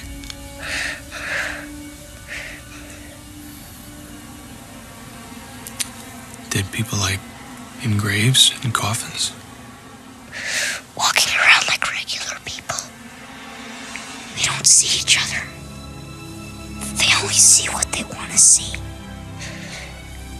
They don't know they're dead. How often do you see them? All the time. They're everywhere. You won't tell anyone my secret, right? No. I promise. Will you stay here until I fall asleep? Of course. Like Linda Blair, Haley Joel Osment, who played Cole in that film, also got an Oscar nomination for supporting acting, also deserved. At current time, he's 35 years old and still a presence in media forums. While trying to get head, Bobby makes a completely brain-dead analogy to Tootsie Pops. I do have to point out Cindy either lying or having entirely forgotten the escapade from before by saying she never did this before. But seriously, WTF was he thinking in the first place? Should have taken note from how Mr. Owl handled the situation. Bobby, I've never done this before. It's okay. It's okay. It's just like... It's like sucking on a Tootsie Roll Pop. A Tootsie Pop? Yeah, a cherry flavor one. Oh, The fudge in the middle. okay. Oh! Jesus! I never could wait to get to the chewy middle. You know what? Let me... God damn. Mr. Turtle, how many licks does it take to get to the Tootsie Roll center of a Tootsie Pop? I never made it without biting. Ask Mr. Owl. Mr. Owl, how many licks does it take to get to the Tootsie Roll center of a Tootsie Pop? Let's find out. 1, 2, 3, 3. How many licks does it take to get to the Tootsie Roll center of a Tootsie Pop? The world may never know. If you listen to the lyrics as Bobby flips position after being bitten, they sound quite redundant in regards to being on a rocket ship to a mothership. I wondered for a long time what song this was. It's called Stay by Radford, a nice tune overall when fully listened to. I know there's no specific nudity shown here, although I'm still censoring from the general nature of the actions.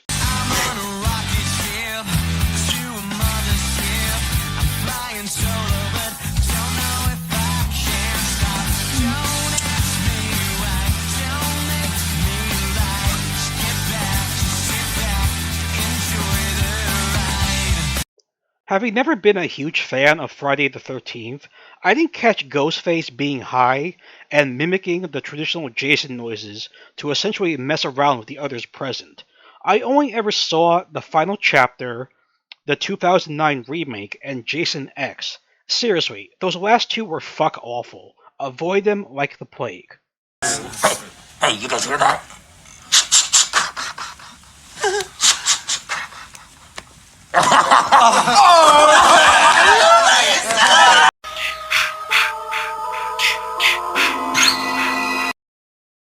A small interaction regarding Cindy being aggressive with Bobby while shouting "Say my name" is from Michelle doing a less intense take with Jim in American Pie. What's my name, Bobby? What? What's my name, bitch? Oh, God, it's Cindy! Okay, let's go. What's my name? Say my name, bitch! Michelle. I saw several web pages draw a comparison from Cindy being on the ceiling to a character in American Beauty, nude and covered with flower petals. As with other instances in this video, I can't say with certainty they're truly related. The woman in the actual scene has exposed gaps, while Cindy is entirely smeared. Needless to say, there's no way in hell either clip can be shown here uncensored, so you have to make judgments on your own. Another callback from the same eruption moment is the original Nightmare on Elm Street. I know this was also directed by Wes Craven, who did Scream. There may be more similarities here though, since the actions are related better. I only watched the 2010 remake as part of this franchise. Not bad in my mind. Three-time Oscar nominee Johnny Depp plays the teen killed here, in case you didn't know. It is now 12 midnight, and this is station KRGR leaving the air.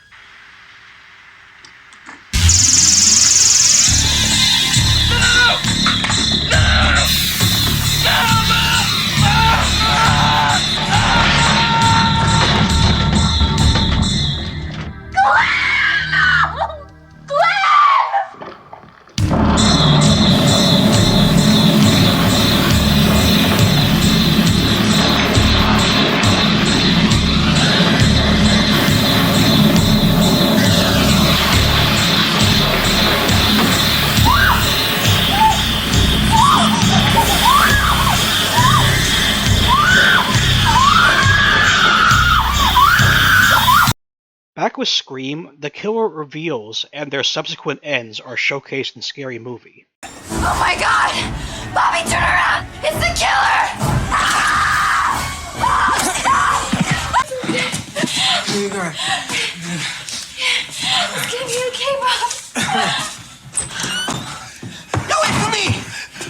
There's a killer in the house. There's ass, blood, and guts everywhere. Someone done going crazy, son. We all go a little crazy sometimes. Bobby, no! Oh, shit, son! Oh, my God! Sydney, they shot me in the lungs. You wanna hit this shit? Smoke weed every day. Ketchup. Just like my mom puts on her spaghetti, baby. Oh, my God, Ray, you gotta help me. Bobby's gone crazy. Surprise. Surprise, Cindy.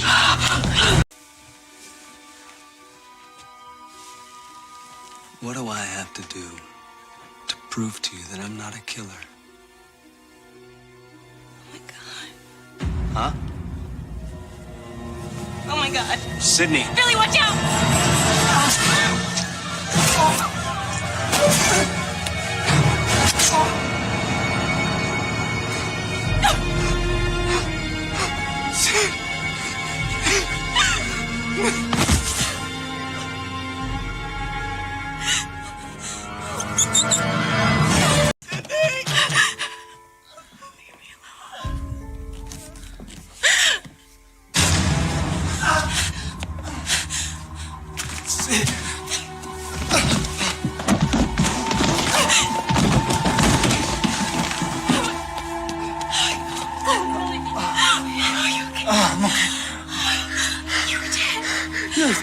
I'm like a step. You know. Okay. Dear, please. Gotta get help. No, he's out there. No, give me the gun. Give me the gun. It's okay. It's okay.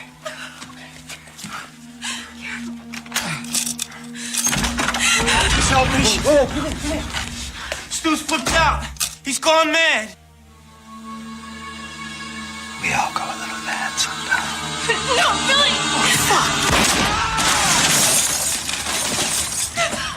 Oh. Anthony Perkins, Psycho.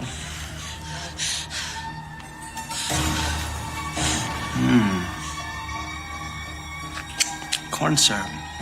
Same stuff they use for pig's blood in Carrie.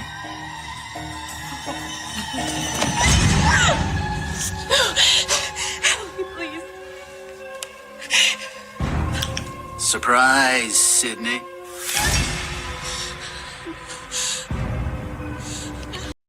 The guy Ray and Bobby are referring to in regards to sequels is Titus Telesco from I Still Know What You Did Last Summer, the follow-up to the first. And wow, having first seen that in theaters, his character sure as shit comes off as irritating. Why are you doing this, Bobby? Why? Why? You hear that, Ray? At least you want some motive. Does Scream have a plot? No. Did I know you did last summer make any sense? Don't think so. And what about the sequel? Huh? What the hell's with that fat white Jamaican? Oh, I kid? want to kill that Me too, motherfucker. man. It's bad casting, Bobby. How about this for a motive? Lack of. Why? Why did you kill my mother? Why? You hear that, Stu? I think she wants a motive. I don't really believe in motive, Sid. I mean, did Norman Bates have a motive? No. Did they ever really decide why Hannibal Lecter liked to eat people? Don't think so. You gotta be shitting me. Look at this cat. Yo, what's up, my brother? Hey, Tyrell, I think we found your brother. I think we found your brother. Damn. You know what I was saying? Are you looking for some bread? Shh. I got some back guano. I got the cream jeans. Listen, anything you guys need, Titus got. Jack Black is said to be one of the most humble and down-to-earth celebrities you can meet, so despite being annoying here, it still feels weird for audiences to be turned off by his character and see him die on screen. At least to me, anyway.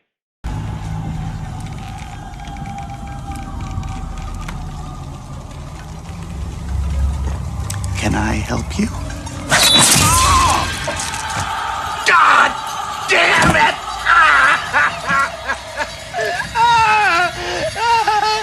Oh, God!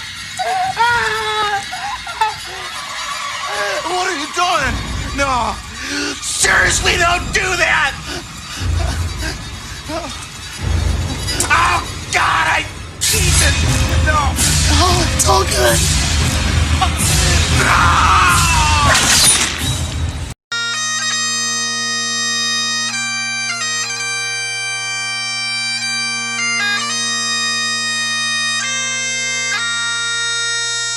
But wait!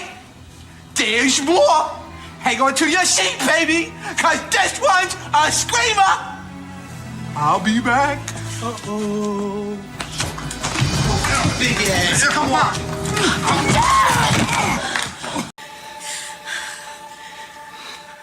Oh, this is the greatest part. You're gonna love this. We got a surprise for you, Sydney. Yeah, you're gonna love this one. It's a scream, baby. Hold on a sec. I'll be right back. I know what time it is, Sid. It's after midnight. It's your mom's anniversary. Congratulations. We killed her exactly 1 year ago today. Attention. Oh! What do we have behind door number 3, Sydney? Daddy! Whoa, hold it. When the knives come into play, Bobby shows his true cowardice in trying to be tough for the whole movie, then acting like a total pussy here. Stu can at least take the stabs like a boss. Huge kudos to both Matthew Lillard and Skeet Ulrich for putting on a full psychotic display that really can't be matched in the horror setting. Ready? You ready? I'm ready. I'm ready to do All this. right, Let's well, do let's this. do this, Let's bro. do this shit. Come on. All right. All right. Come Give on. it to me. Come on. Give it to me. Wait. All right. Ready? All right. Wait. You ready? All right. Let's do Ready. this. All right. Ready. Come on. Come on. Come on. Give it to me. Give it to me. Wait. Just, you remember what we talked about? I know, To man. the How many side, times you gonna go over this? All right. I know. Okay. Stop. All right. Just. All right. All right, I'm ready. Trust me. Okay. I got this shit. Ready? Come on. Come on. I'm about to cut your throat, boy. Okay. Stop acting like a little girl. Come on. Come on. You're right. Come on. You're right. You ready? I'm ready. Yeah, come on. You guys are psychos! You've seen one too many TV shows! No! Watching television shows doesn't create psycho killers. Canceling TV shows does. The Wayans Brothers was a good show, man. It was a good ass show, and we didn't even get a final episode. Take it easy. I'm feeling a little woozy here. It's my turn. Give me a night. Fuck out of here. Ain't nobody stabbing me. In another fourth wall break, Ray bringing up his canceled show, The Wayans Brothers, while remarking it didn't even get a final episode, is in fact true in terms of ending abruptly. I can't say with full certainty he was torn up about this for real, although it's still clever to bring the matter up. Ready? Yeah. Yeah! I'm ready, baby! Tonight! Get up! Yeah, man, get up!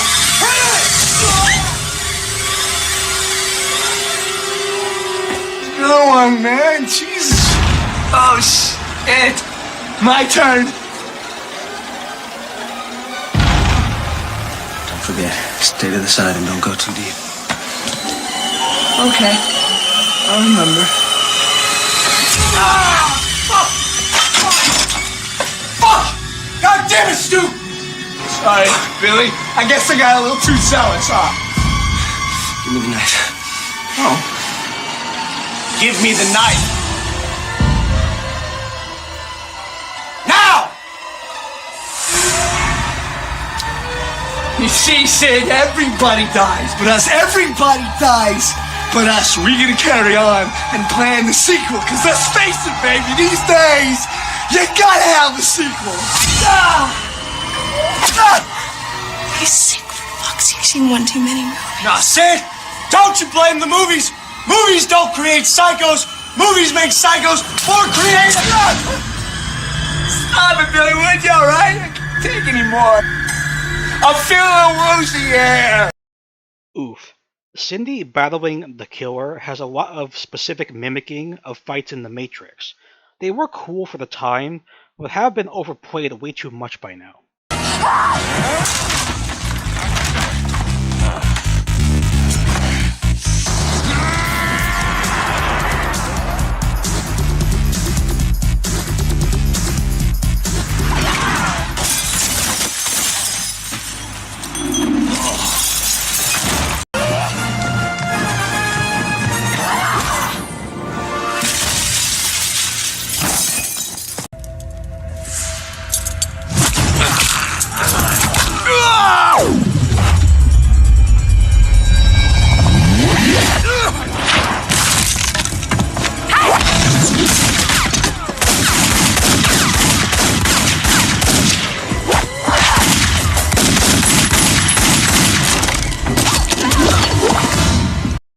There are some similarities to Crouching Tiger, Hidden Dragon with the style as well, just without the sci-fi implication.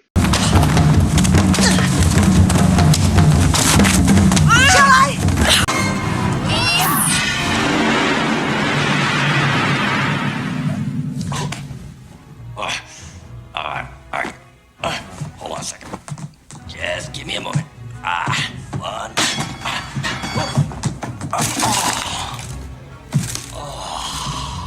Oh, yeah. That's it. Okay.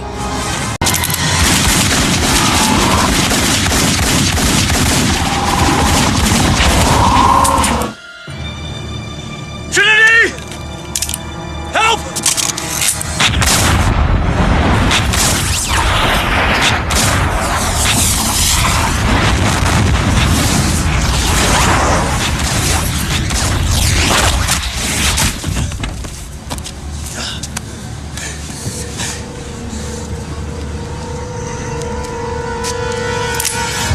Only human.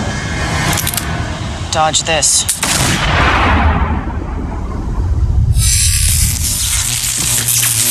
I'm truly past the point where the bullet dodge sequence has been repeated in other media forms. We seriously need to move on to something else.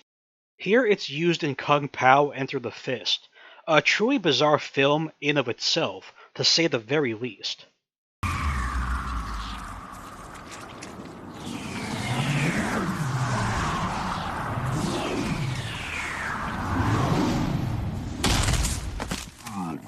Here it's used in Deuce Bigalow, Male Gigolo. This was one of the few Rob Schneider comedies I actually liked. They completely blew the sequel by having no charm like in the original, and just doubling down on crudeness. Bad choice overall.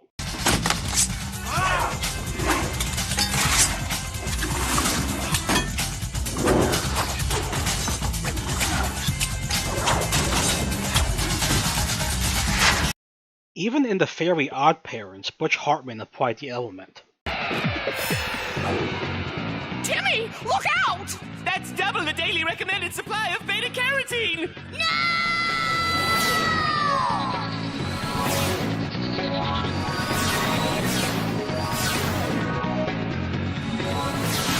Just to shed some light on how the impossible natural movements were being done by Neo, I found this interesting snippet from Special Features.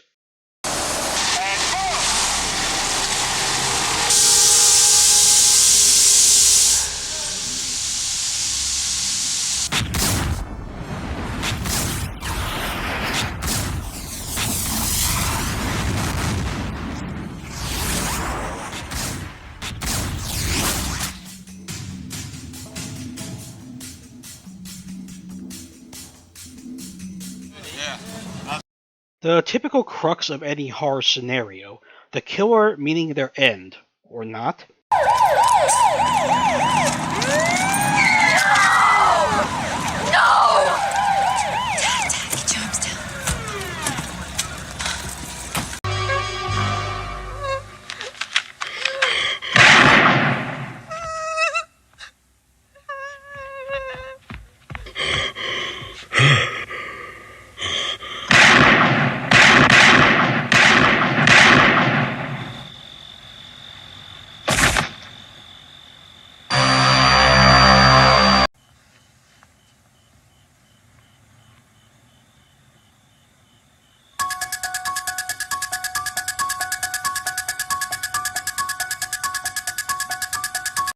If the reveal about Doofy being Ghostface comes out of left field, it's entirely based off of the Mindbender in The Usual Suspects, therefore not an originally thought-up idea. I know many aren't familiar with this Bryan Singer classic. You can clearly see the similarities, no questioning. Maybe someone who was connected with all the victims, someone who knew about the accident, someone who could move around without being noticed. Oh my God. She used to babysit my brother, Doofy. He had the biggest crush on her. It's me, Sind. Night, Sind. Doofy! Shithead?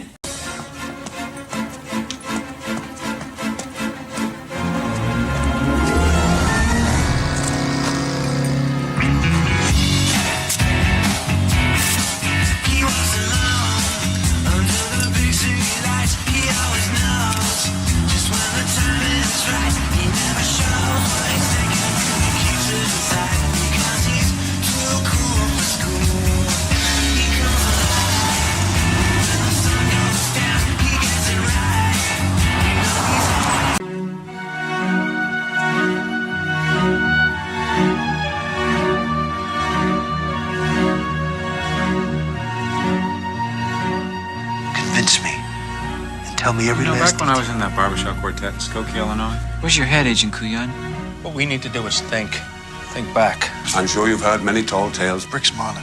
This isn't right. I just want to hear every last It's detail. all there. And I'm telling it straight, I swear. Some guy in California, his name is Redfoot. A gift from Mr. Soze. Talk to me, Verbal. What about Redfoot? Mr. Redfoot knew nothing. Using pawns. Big, fat guy. I mean, like orca fat. There was a lawyer. Myths and legends of Kobayashi. So I'll never see him again. Back when I was picking beans in Guatemala, we used to make fresh coffee. I know you thought he was a good man. I know he was good. And tell me every last detail. Strangest thing. How do you shoot the devil in the back? This author is protected from up on high by the prince. Tell me every last What about detail. a pretzel, man? What's your story? There was a lawyer. What lawyer, Verbal? I am Mr. Kobayashi. Kobayashi. Tell me every last detail. I work for Kaiser Soze. Convince me. After that, my guess is you'll never hear from him again.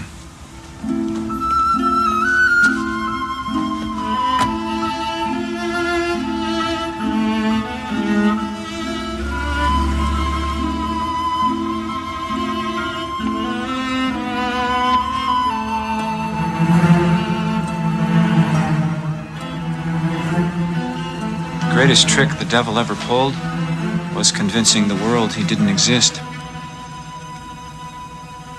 And like that, he's gone. The song playing during the scary movie's end is Too Cool for School by Fountains of Wayne, better known for Stacy's mom with its MILF implications. MILF. Mom, I'd like to fuck. Yeah, dude. Oh, yeah. Guys. The last thing to cover is Shorty having made a video in advance of his death, warning of things to come, based on Randy's surprise cameo in Scream 3. Also note how when the clerk fires twice with his gun, you hear two audible shots, despite the slide not recoiling or muzzle flashes being visible. Ah, shit, son. Yo, what the deal? Yo, y'all watching this tape right now? That means I didn't make it. Either I'm a prisoner, or worse, dead. But either way it goes, I'm gonna tell y'all the rules to survive this situation. Rule number 1, you gotta be quick. Rule number 2, don't fall down. And rule number 3, whatever you do, never look back. Y'all wish me luck.